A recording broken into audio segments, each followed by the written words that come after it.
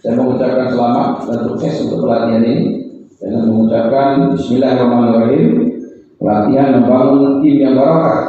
Dengan ini saya nyatakan dibuka. Semoga Allah SWT menjadikan setiap tetesan keringat dan buah pikiran yang kita lakukan, yang kita curahkan hari ini mendapat ridho berkah Allah. Bismillahirrahmanirrahim. Assalamualaikum warahmatullahi wabarakatuh.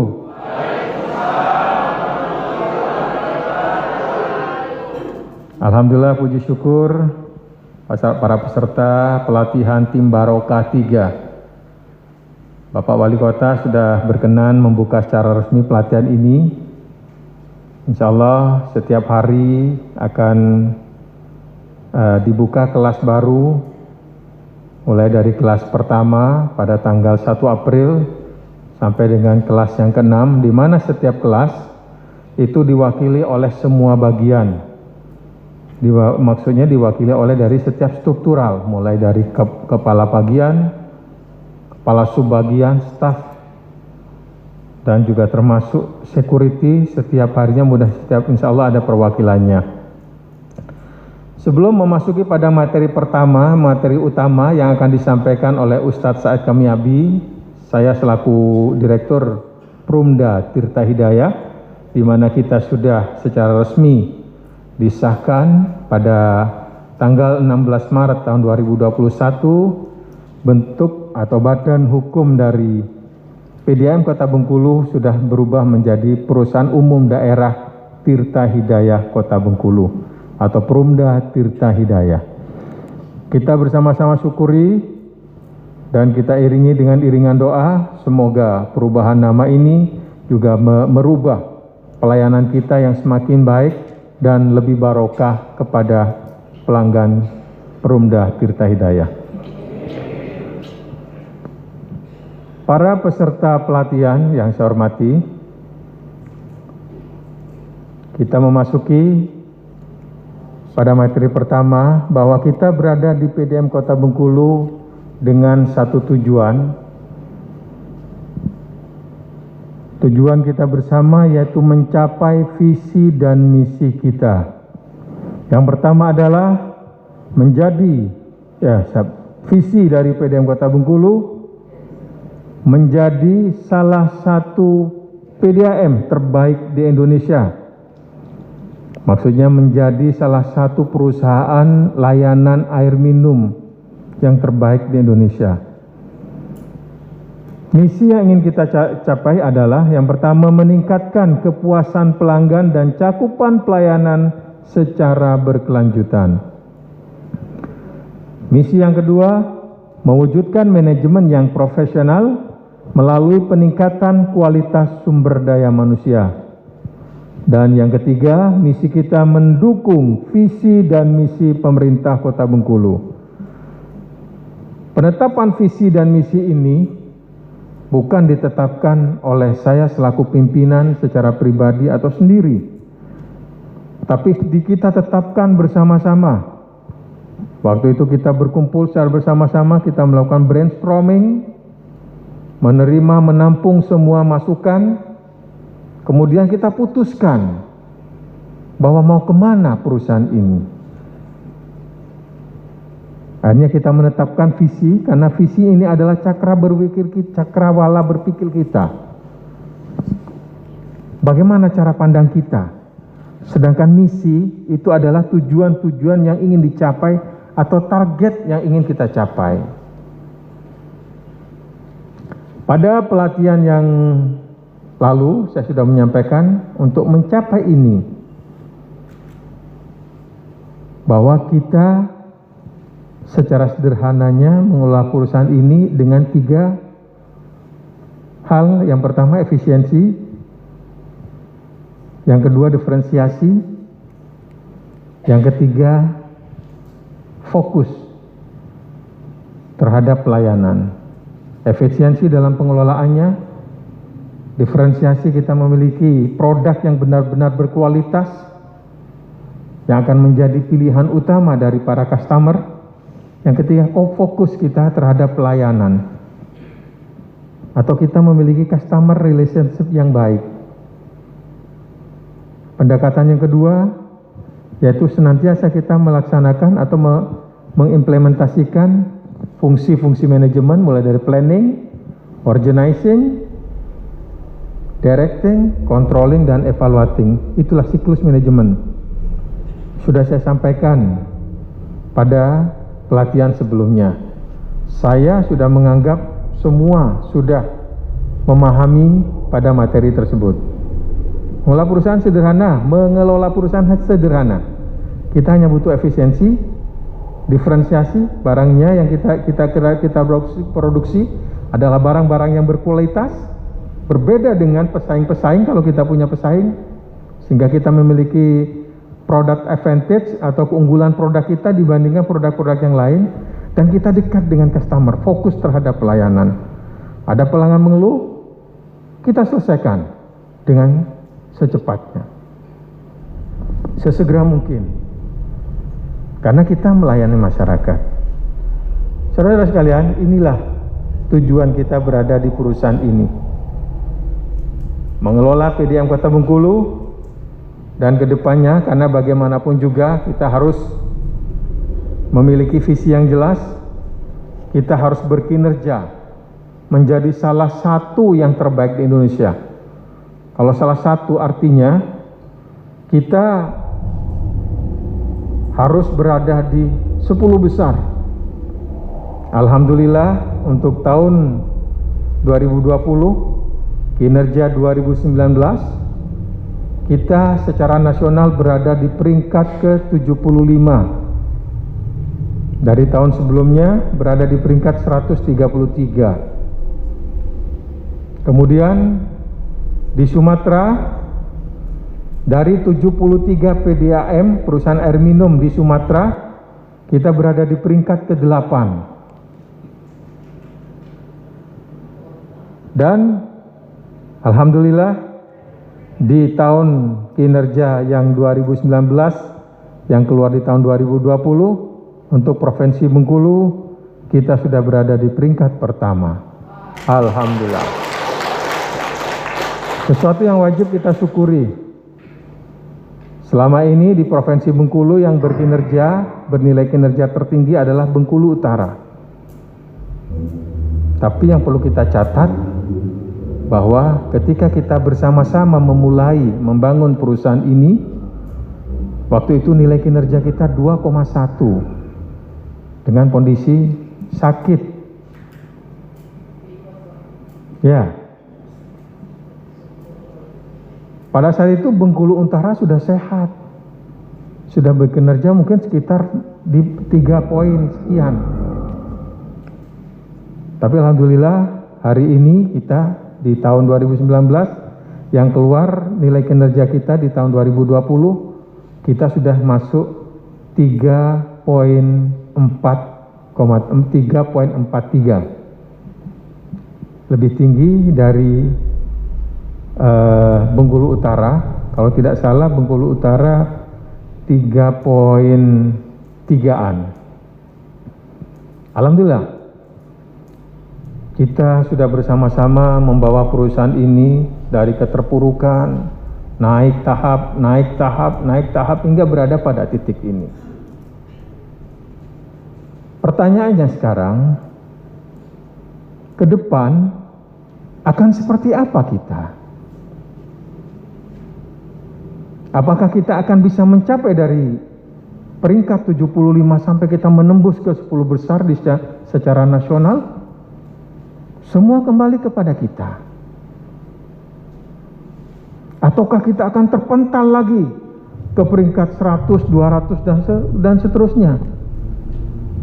Kembali kepada kita. Tapi ibaratnya kita membangun rumah, ketika kita sudah membuat tangganya, kita sudah membangun temboknya, kita sudah menutup atapnya, maka sudah selayaknya kita mempercantik, memperindah rumah itu, bukan sebaliknya. Kita menggusur rumah itu, kita merongrong rumah itu sampai rumahnya hancur lagi. Itulah pilihan kita. berada di PDHM, akhirnya kita semua berada di PDHM Kota Bengkulu yang berubah menjadi Perumda Tirta Hidayah Kota Bengkulu, itu takdir. Mungkin kita tidak bisa menolak, karena Allah sudah menentukan. Tapi ketika berada di PDHM, itulah pilihan kita. Apakah kita akan menjadi keberkahan bagi PDHM atau kemudorotan PDHM? Itulah pilihan kita. Kita berada di dunia ini, itu takdir. Tidak ada satupun dari kita yang minta kepada Tuhan untuk dilahirkan ke dunia ini. Tapi Tuhan sudah mentakdirkan kita lahir. Ketika Tuhan sudah mentakdirkan kita lahir ke dunia, artinya Tuhan sudah merencanakan sesuatu yang indah bagi kita. Tapi apakah itu akan terrealisasi? Itu pilihan kita. Insya Allah, Allah sudah merencanakan kita semua masuk surga. Tidak mungkin Allah merencanakan si A masuk neraka, si B masuk neraka, si F masuk neraka. Artinya Allah sudah merencanakan buruk pada kita. Allah pasti sudah merencanakan kita semua masuk surga. Tapi apakah kita akan masuk surga atau masuk neraka? Itu pilihan kita.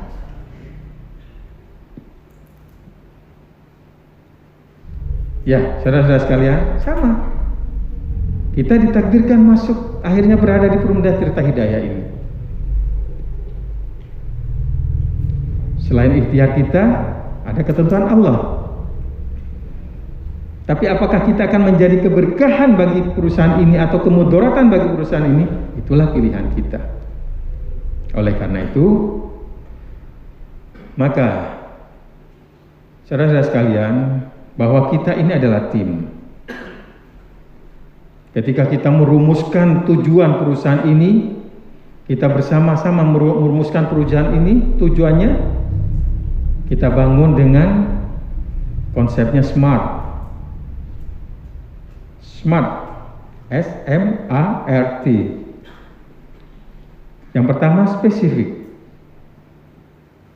jelas yang mau kita tuju, mau menjadi salah satu PDHM terbaik di Indonesia. Misinya jelas, 1, 2, 3. Spesifik, udah jelas. Yang kedua, measurable, terukur. Bisa tidak kita, pacak tidak kita jadi salah satu yang terbaik. Kan terukur. Alhamdulillah, dari mungkin sebelumnya di 2014 kita di peringkat 200-an sekian, ketika nilai kinerja kita 2.1, naik sampai 3,1, akhirnya 3.4. Akhirnya kita berada di peringkat 75 secara nasional.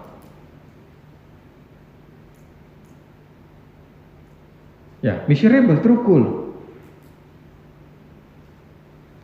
Yang kedua, yang ketiga, achievable. Bisa dicapai. Yang keempat,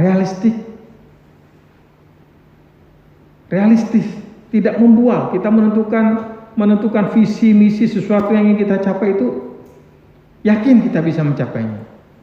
Dan tembon, ada batasan waktunya. Sampai kapan kita akan mencapai itu? Tidak bisa, saya hanya pimpinan, kita harus tercapai ini di tahun 2023. Kalau yang di bawah merasa, tidak mungkin lah Pak Direktur. Tapi kita harus bersama-sama. Di tahun 2023 kita sudah harus masuk 10 besar. Atau di tahun 2025 kita harus masuk. Atau 2040. Harus kita kesepakati bersama. Inilah tim. Kalau menentukan tujuannya tadi, apa yang ingin kita capai melalui konsep SMART tadi, harus jelas, spesifik, measurable, terukur, achievable, bisa dicapai, realistis, time bound, ada batasan waktunya. Itu cara kita menentukan targetnya. Apa yang ingin kita capai. Karena kita tim, maka kita bekerja harus dengan konsep teamwork-nya adalah teamwork 5S. Beberapa kali sudah saya sampaikan baik di apel ataupun pada kegiatan-kegiatan evaluasi kinerja dan sebagainya. Kebetulan inisial nama saya S depannya, jadi 5S. Ya, 5S. 5S pertama apa? Cepat, speed. Kerja kita harus cepat. Kalau kita bekerja tidak cepat, bagaimana bisa mencapai visi dan misi kita? Orang mengeluh, langsung kita respon. Pak, air tidak ngalir. Ya kelak lah, tunggu baik lah. Kelak ngalir dewe. Nah, tunggulah. Ketika ada permasalahan yang dibutuhkan pelanggan bukan alibi, bukan alasan, seperti yang Pak Wali sampaikan. Yang dibutuhkan pelanggan solusi. Karena pelanggan butuh air. Pelanggan tidak ngalir, kita dropping air. Gratis. Agar apa? Agar pelanggan keluhannya tidak sampai memuncak, tidak sampai memuncak. Karena kalau lala memuncak, wah, pecah pala tuh. Ya, lah ngomonglah carut, PDAM makan gaji buto lah, terlambat kita meresponnya. Tapi ketika mereka mengeluh, Pak, air dari pagi tidak keluar, kami kok tidak pacak mandi, tidak pacak apa-apa lah. Kita kasih solusi, tidak mengalir, kita dropping air. Minimal ketika ada gangguan, mereka tetap memiliki persediaan air. Ketika mereka mengumpat, ketika mereka menyampaikan ungkapan-ungkapan carut, pasti ada kemudorotan di situ. Mudah-mudahan dengan tindakan cepat kita merespon permasalahan-permasalahannya, memberikan solusi kepada mereka, mudah-mudahan insya Allah mereka turut bersyukur. Alhamdulillah, alhamdulillah saya punya pelanggan karyawan PDAM Cemitu. Wah, alhamdulillah. Insya Allah ada keberkahan di balik itu. Yang pertama speed, jangan sampai ada yang bocor lama ditangani, orang mengeluh tidak mengalir lama ditangani, harus cepat, sesegera mungkin. Speed yang pertama. Yang kedua, sistematik. Jangan ngawur, meskipun kita cepat, main ngawur saja. Saya butuh uang, minta ke gabak keuangan, ngambil uang. Bahkan ngambil uang ke kasir dewe. Bahkan uang yang harusnya disetorkan tidak disetorkan. Kita kan butuh cepat, ngawur, bukan cepat itu. Ya, harus sistematik. Tapi meskipun sesuai prosedur, kita tetap harus simplified, dipermudah. Jangan barang mudah dipersulit, ya, tapi barang sulit kita permudah. Meskipun sesuai prosedur, kita harus membuat pekerjaan kita dipermudah. Orang bayar, alhamdulillah sekarang sudah mulai bisa membayar secara m-banking. Nasabah-nasabah seperti Bank BNI, Bank Mandiri, mereka sudah bisa membayar sekalian belanja ke Waralaba, ke Indomaret, sudah mereka bisa bayar pakai Dana, pakai Shopee, apa saja, Pak Komen? Ya, Bukalapak, ya. Di beberapa pembayaran online sudah bisa. Artinya kita sudah mempermudah hal yang sulit. Kalau Mbak mau bayar dulu harus ke PDAM, antri, nunggu di bagian huplang, belum ada asinya waktu itu malah. Mereka panik-panik, bercucuran keringet, ya kan? Bayangkan, kita permudah mereka bayar. Selanjutnya, yang keempat, harus aman pekerjaan kita. Ya. Dan yang kelima, memuaskan semua pihak. Karena tugas kita adalah pelayan, maka kita harus memberikan kepuasan layanan. Masih ingat bahwa tugas kita mempunyai tugas untuk memberikan stakeholder satisfaction. Kepuasan kepada pelanggan, kepuasan kepada people in organization, orang-orang di dalam perusahaan, kepuasan kepada shareholder, pemilik modal, dan kepuasan kepada social community. Di pelatihan yang lalu sudah saya sampaikan, maka tugas kita itu harus memberikan kepuasan pertama kepada customer, yang kedua kepada people and organization. Jangan pernah ada gaji terlambat, tunjangan-tunjangan terlambat.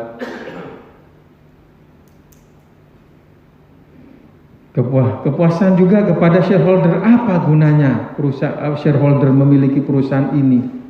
Apa kontribusinya? Sehingga alhamdulillah kita sudah bisa memberikan kontribusi PAD selama ini. Sejak tahun 2014 kita sudah mulai berkontribusi sampai dengan terakhir 2019 dan 2020 kita berkontribusi 2 miliaran tiap tahunnya. Kita punya tanggung jawab terhadap pemilik modal yang sudah memodali perusahaan ini. Saudara-saudara sekalian, pada dasarnya bahwa kita itu seringnya melakukan pelanggaran dan sebagainya karena kita tidak yakin dengan rezeki kita. Secara umum, kebutuhan-kebutuhan kita itu kebutuhan pangan, kebutuhan sandal, kebutuhan papan. Kita butuh pangan, kita butuh makan. Kita butuh baju, kita butuh rumah. Kekiro ada tidak yang bedo kebutuhannya. Sama wae. Kalau kita kebutuhannya sama. Yang membedakan keyakinannya. Kita segala harus yakin bahwa Allah sudah mentakdirkan kita ke dunia lengkap dengan rezekinya. Tapi asalkan apa? At-Talaq ayat 2 dan ayat 3. Barang siapa yang bertakwa kepada Allah, maka Allah akan menunjukkan kepadanya jalan keluar dari kesusahan dan diberikannya rezeki dari jalan yang tidak disangka-sangka. Dan barang siapa bertawakal kepada Allah, niscaya Allah akan mencukupkan keperluannya. Mencukupkan ya, amin. Kita harus yakin. Ini firman Allah yang bicara, bukan saya. Kalau manusia, pacak ngicu. Allah tanpa ngicu. Kita harus yakin. Wah, kalau kita tidak korupsi, tidak pajak, kita beli rumah yang bagus, yang elok. Itu yang menyalahkan kita, yang membuat kita sesat itu. Kalau kita tidak ngicu-ngicu caranya, tidak pajak, kita beli baju elok. Itulah yang membuat kita sesat itu. Kalau kita yakin, kita bertawakal kepada Allah, Allah akan mencukupkan keperluan kita.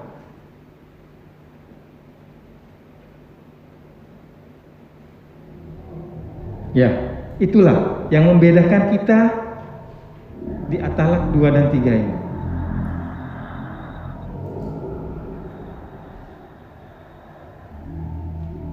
Kalau kita tidak ambil kredit di Bank Bengkulu, tidak pacak bagi rumah. Karena sudah ditanamkan seperti itu, maka itulah yang terjadi.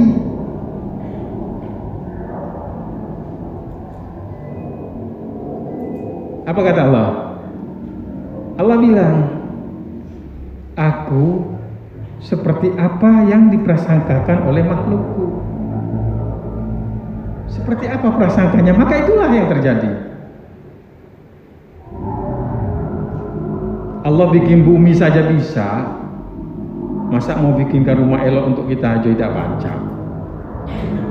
Bikin jagat raya pacak, masa bikinkan kita papan tidak pacak? Tapi rahasianya ini, bertakwa kepada Allah, maka Allah akan menunjukkan kepadanya jalan keluar dari kesusahan. Dan barang siapa diberikannya dari jalan yang tidak disangka-sangka. Dan barang siapa yang bertawakal kepada Allah, niscaya Allah akan mencukupkan keperluannya. Bagaimana itu?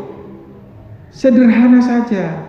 Kita melaksanakan apa yang diperintah Allah, menjauhi yang dilarang Allah. Amar ma'ruf nahi mungkar. Caranya sederhana.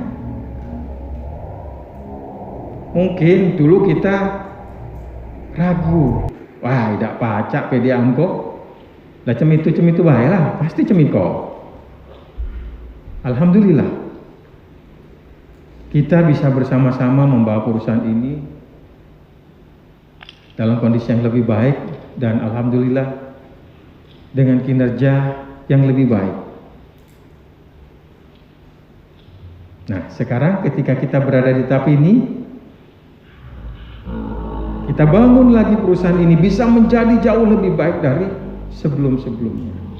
Bisa lebih baik dan lebih barokah kepada stakeholder kita, kepada pelanggan, kepada kita semua yang internal bisnis, internal in organization, kepada shareholder, kepada pemilik modal, PAD kita semakin meningkat, dan kepada social community. Semua masyarakat di Kota Bengkulu merasa Perumda Tirta Hidayah semakin baik dan semakin barokah. Dan saudara-saudara sekalian, sebagai penutup, mari kita luruskan niat kita. Kita berada di dunia ini, berada di keluarga kita, berada di Perumda Tirta Hidayah, berada di masyarakat, semata-mata kita untuk beribadah kepada Allah. Kita berada di dunia untuk beribadah kepada Allah, melaksanakan perintah Allah, menjauhi larangan Allah. Kita berkeluarga juga demikian. Kita berada di masyarakat juga untuk beribadah kepada Allah. Kita berada di Perumda Tirta Hidayah semata-mata untuk beribadah kepada Allah. Wa ma khalaqul jinna wal ins illa liya'budun. Adz-Dzariyat, surat Adz-Dzariyat ayat 56. Wa ma khalaqtul jin wal ins illa liya'budun. Dan tidak kuciptakan jin dan manusia kecuali beribadah, bersujud kepadaku, kata Allah. Mari kita luruskan niat kita agar keberadaan kita di PDAM menjadi keberkahan bagi semua pihak, bagi seluruh stakeholder, bukan menjadi kemudorotan keberadaan kita. Na'udzubillah. Semoga Allah Subhanahu wa taala senantiasa menuntun kita ke jalan yang paling lurus. Wallahul muwaffiq ila aqwamit thoriq. Assalamualaikum warahmatullahi wabarakatuh.